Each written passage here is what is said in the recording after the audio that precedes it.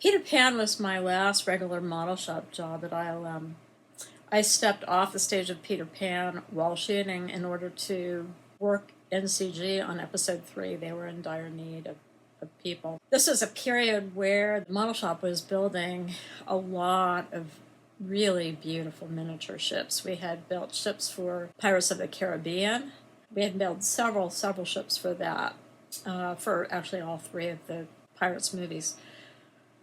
But I worked on the first one, the first Pirates, helping to build those ships, and then we went on to building the ship for Peter Pan, and it was a gorgeous model.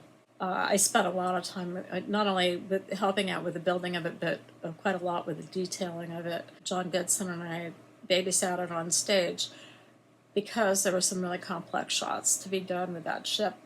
One of them was that it was to be frozen in ice, awaiting the return of Peter Pan.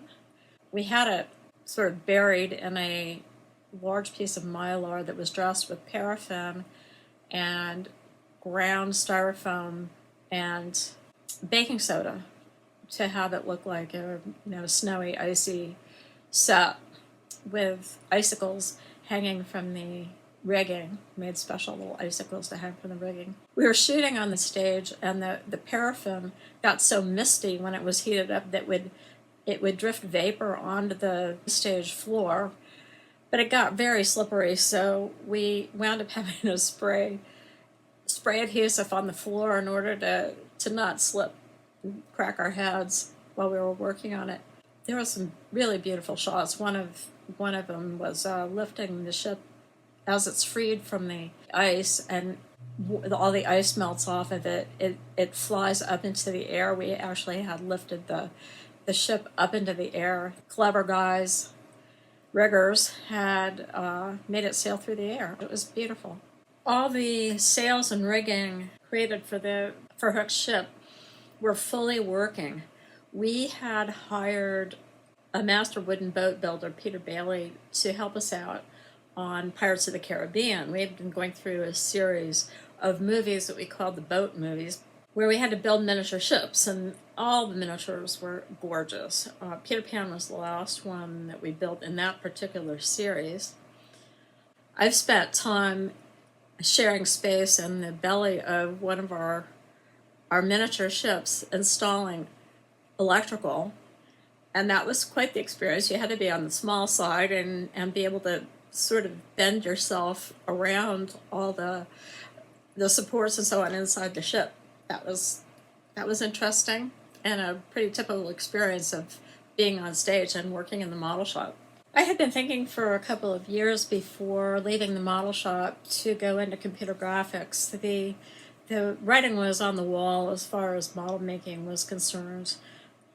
In 2002, model making was still going pretty strong at ILM, but it was pretty clear that the work was going to computer graphics, and I had sort of prepared myself by doing some self-training on the computer. My thought was actually to go into matte painting, and so I was kind of trying to head in that direction. But sort of unexpectedly for me, they needed some people to work on episode 3. They needed some people who were kind of tried and true hard surface painters. So I wound up being hired into the texture painting department at ILM. I literally, one afternoon when I was tending the Peter Pan ship, and I was asked if I would like to come work in computer graphics on episode 3, and I said yes, I would. So I literally stepped off the stage into the computer graphic training department. That was the start of my computer graphic career.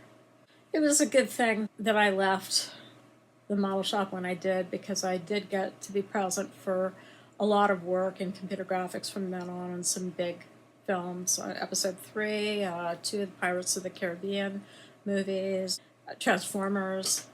It was a good time to do it, and I was probably just under the line getting into computer graphics and being able to get regular work that way, because later on there were a lot of people going into it, and it would have been harder probably to get a job at ILM doing that. I think it became harder for many people from the model shop to move over from making models to working computer graphics.